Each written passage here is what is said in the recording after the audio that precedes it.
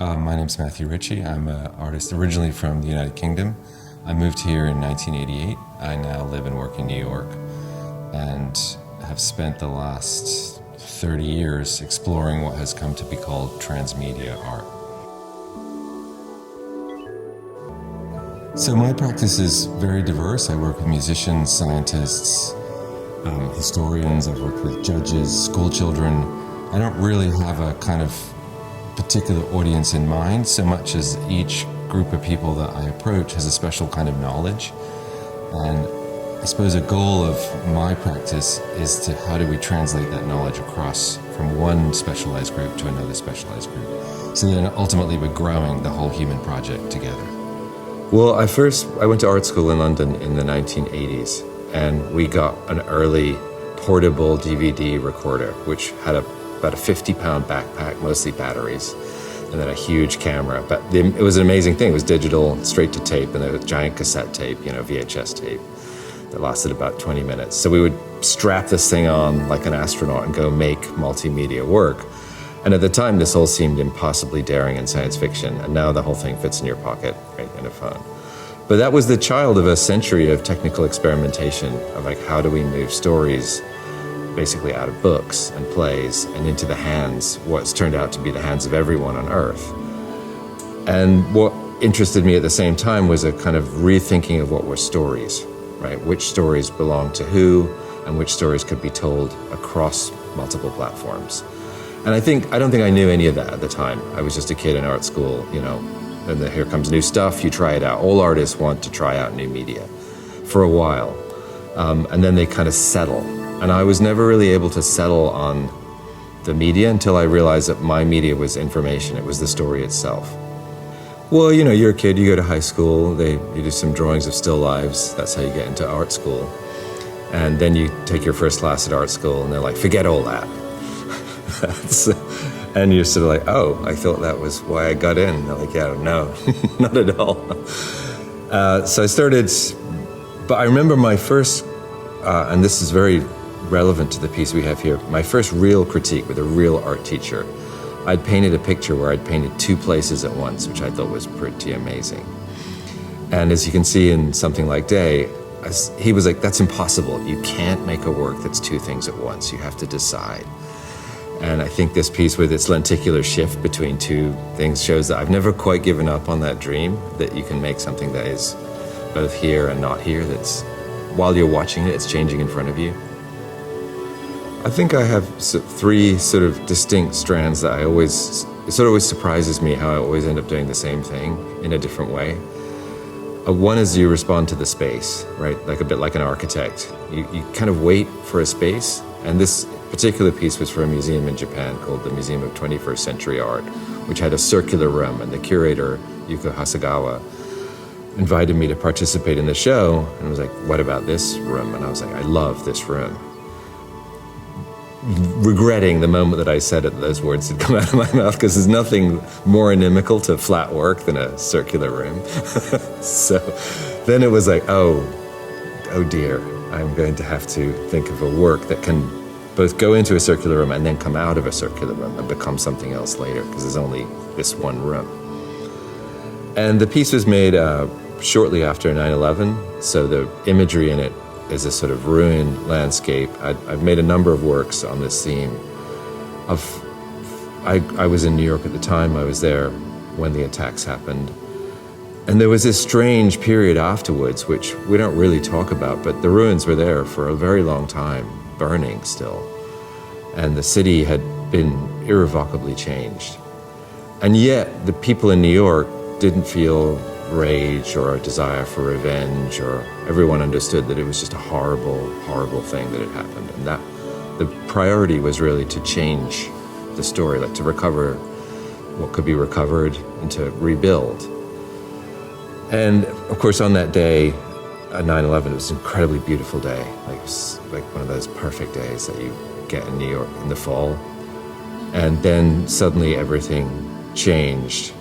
So it was about this kind of reflecting back on that time, and that you can see these kind of standing figures sort of rising up into the sky. As much as on the day everyone was falling down, there was also a kind of rising up. after 9/11, around that. It took me a couple of years to process the events of 9/11 and think about what it meant to be after an event like that, to still be a resident of a place. And so that's the other part of it. So you have the space that you come to, that's one part. You have the story that you bring to it, like what's on your mind, who you are as a person. And then you have the budget, of course, that defines the next set of decisions. And my impulse is to do as much as I can always with as little as I have. So lenticular printing was something from my childhood that I really enjoyed. Just it was this idea of two images, two things at once, double your money in a way, that you're doing more with less. And then it turned out that making it was a little craze in the kind of movie world for making lenticular posters. And they were kind of popping up for, I guess, early Spider-Man movies or something. So I saw them and I saw the label, printed by 3D Solutions in Utah, and called them up. I was like, would you work with an artist? Expecting them to be like, no, thank you. And they were super amazing. They were very secretive about how you make those giant lenticular prints. They call it farming. They have a lenticular farm, and they have these big vats where they produce it in this resin. So, as I understand it, it's you provide two images, and then they slice them up into like ribbons. So there's actually two things, and they attach them to these kind of prisms. And the prisms are grown in these vats out of resin. And the whole thing is absolutely amazingly weird. They would never let me inside to see it. I really wanted to visit the lenticular farms of Utah. My suspicion is just a big warehouse. But you find it's one of the nice things about being an artist, that when you ask an interesting question, people are like, oh, here's something we've always wanted to try. And they'd never done anything on this scale with this number of component parts that had a sort of atmosphere. So it was super fantastic experience, and I think the piece came out, I was very, very happy with it when it arrived. I think people have an illusion that artists really know what they're doing and have a plan, and some do. I'm just not one of them. I think there's always an impulse, and every artist has a story about what they're doing, and some of those stories are very didactic and clearly expressed. But at the heart of it, it's a mystery, right? That's what art has to offer, is a mystery. No, it's not science. It's two different words. And one of the nice, funny sidebars that I've learned in my practice, the word scientist was actually coined in the 19th century because scientists who were previously many, many specialists, that were chemists and they were physicists, didn't have a word, and they were jealous of the word artist. And a British guy, William Whewell, proposed this word, scientist, to sort of cover rational thinkers, because they felt they were losing prestige to the term artist. And the artist has always had this kind of special job of not being particularly clear, right? That is the kind of part of it, is that you're hoping that work is intergenerational and that people come to it and find a different meaning in it each time. I usually start a project of this scale by sort of going back and finding where it is in my version of the story. And I have my larger practice is a kind of retelling of many, many different kinds of myths and ways of thinking, and seeing how they all kind of layer on top of each other. And so there's a kind of rather fuzzy process where I sort of go, is it a bit like this, or is it a bit like that? And eventually I'll arrive at a kind of, I think it's a bit like a bit of this and a bit of that, and maybe a bit of this, more like cooking or something. You add ingredients, and then I'll just iterate it and just draw and draw and draw. And most of my practice is really grounded in drawing, and see which of the characters or ideas that I've worked with start to talk to each other. And disappointingly, you have your, like a chef in the kitchen, you have your sort of layup of spices and whatnot. So you do tend to reach for the, I think the salt will fix that. And you have to kind of be like, don't touch the salt. You always over salt it, and you've got to remind yourself if you want to try something new. So it's leaving space for the weird. That's a huge part of and to be surprised by your own strangeness. And I think the other thing that artists don't really acknowledge is we don't really have control over what we do. There's, it's the eye to the hand, but we have as much control or as little as a tennis player. You hope the shots are good, but you miss quite a lot as well. And you have to learn to enjoy that space. So my process is slightly mysterious even to me, and I kind of like it that way.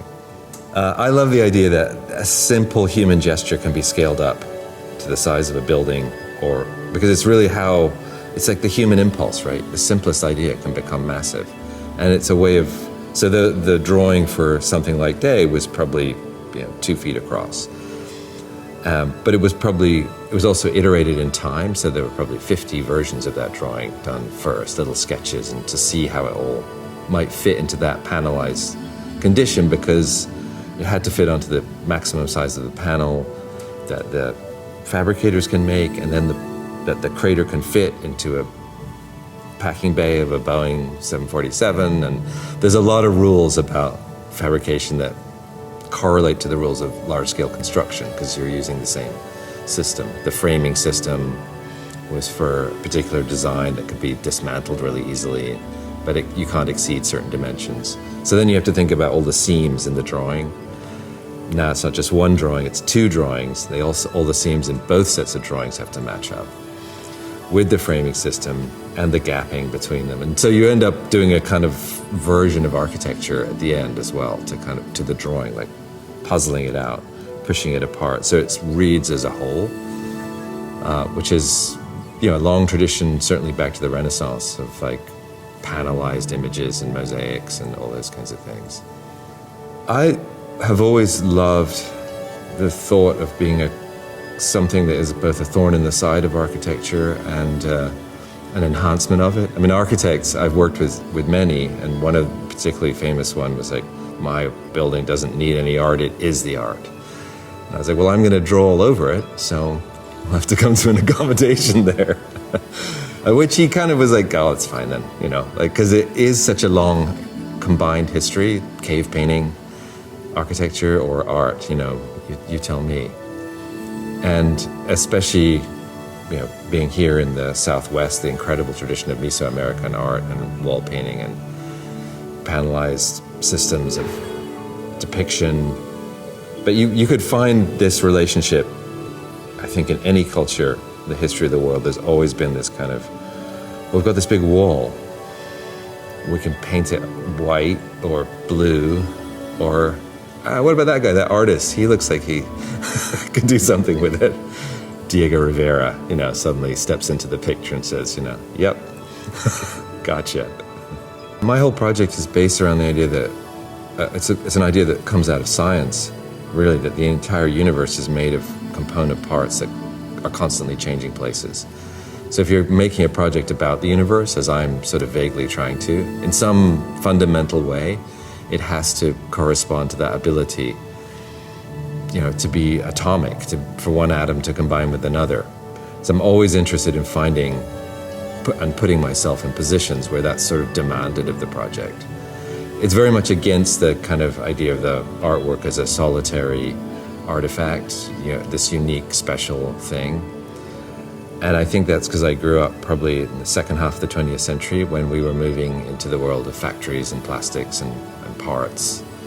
And the world was becoming the world that we see today, and away from an analog world where people used to make things by hand.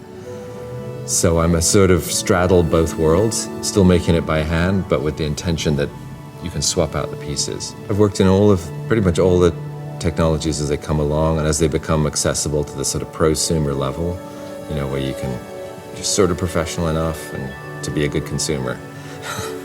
Photoshop was a classic example of that, right? That's something that changed how artists made art. The internet is another one. The internet connected the art world, but also changed the definition of what a story was and how we communicated stories around the world. Today we have it in our phone, so integrated that we hardly know how to distinguish the internet from the phone itself. It's just so constant. And now we have generative AI, which is a sort of really an iterative machine that eats the internet and spits it back out in the form of sort of super accelerated soup, which I'm also working with. I'm fascinated when we encounter a technology that seems temporarily to offer something new. Because just as quickly, collage, for example, it began as a pile of newspapers and a pair of scissors, right, and a glue pot. And then Max Ernst says, well, I think we got something here. And then Hannah Hoch is like, I'm really going to show you how this is done. And you have Dada. But now it's back to scrapbooking. There's an arc to technological innovation in the arts that is sort of a funny process of revolution followed by ends up in the classroom with your kids, doing it and going, and the teacher's like, you're great, There's three distinct parts about any technology. First is people are afraid they're going to lose their jobs, right? Which is a totally legitimate. I think it was Upton Sinclair who said, you can never get a man to endorse something whereby he'll lose his living. So we're always like, is this, going to cost me? This is a totally legitimate, realistic fear. However, technology has a tendency to sort of, stable door is, the horse is gone 2,000 years ago. I mean, tapestry workers, potters, metal workers, every industry has suffered multiple versions of this. And that's sad and tough, but people adapt, and it also is a door for new art to walk into. And economic disruption is one of the costs of new technologies and being part of a technically oriented society. Then we have the other fear, which is it's going to steal from artists' rights, which AI is built upon these sort of vaguely predatory algorithms that go and scrape all this imagery off the internet. Again, I think it's too late to put the genie back in the bottle, but also people forget that all they're copying is photos of the works. There's no actual art being eaten by the AI yet. Instead, it's just copying all these pictures. So what it produces is kind of like a bad, blurry photo of a thing. And I'm less worried about that being particularly interesting, because I think the distancing, there's no insight contained just by copying something, even at scale. So that I feel like that's a fad. Of course, again, people deserve to get paid for their copyright. That's an old precedent that will be argued through the courts. No one will ever figure that out. And then the third sort of worry I think people have is that somehow it really is going to replace us. But to me, it's like, how? The only people who are interested in art are humans. So what, are the robots going to show up and look up robot art? Like, it's not going to happen. Like, there's some trade fair like Samsung or something will doubtless organize an utterly grim event where a bunch of robots come in and sit down and look at robot art and applaud it. This is not ultimately a long-term scenario. Like, it's not a sustainable thing. So I think that, and to me, all those three things add up to a level of discomfort with the introduction of this. And what we're really looking at is ourselves and we should be uncomfortable with the degree that we are willing to pretend that this is art. Like, our fear of it, to me, tells me what the real problem is, and it's us. And our fear, it's like if we're worried about that, we're not doing the real work. We're not going to museums. Like, anyone who's like doom scrolling and going, oh my God, this AI art, is it all I'll ever see? Okay, back to Instagram, It's like, get up off your ass, go to a museum and see the real thing, and you'll see in 1 second that there is no resemblance between these forms of behavior. It's like listening to live music versus AI. That someone compared AI music to the screams of the damned, and it's like, it's not human. It sounds vaguely like a human being. So I think we should have confidence in ourselves. And our fear and worry about technology is a fear about what we will do with it, not what it is. Something like that is a very major work for me from a moment when I was really thinking about my practice changing in response to the events of 9/11, which that piece is very much about, and a series of related works, which were also about the shift from a kind of rather sunnier view of the world in the late 1990s, where all we had to worry about was NAFTA. And there was a kind of sudden change in the climate of the world, not a positive one. And I had to accept that if I'm a storyteller, I had to tell the story of that time. So if there's anything I would like viewers to take away, it's that we're all going to be confronted with moments where our little certainties are torn away in a second. And that is very challenging, but also an opportunity to think about a new direction each time. And I think that title, Something Like Days, is something like that, in that it's an asking myself and the viewer to imagine a different kind of day that is something like day. And that's sort of where the future exists. And if art has one advantage, art is the toolkit for the future. Its only interest is in the new. AI or any other technology is taking the world of the past apart and reselling it back to you. But art's secret sauce, its whole goal is to be the technology of the future, to do something that no one has ever seen before. But it's always built on the stories of the past. So this is the sort of paradox of being an artist, is you're imagining a space and a time where the work means something. So that's why it's such an incredible honor to see it up in a museum, because then you're like, wow, it actually arrived where it's supposed to be. Docents are often worried about introducing topical or difficult subject matter.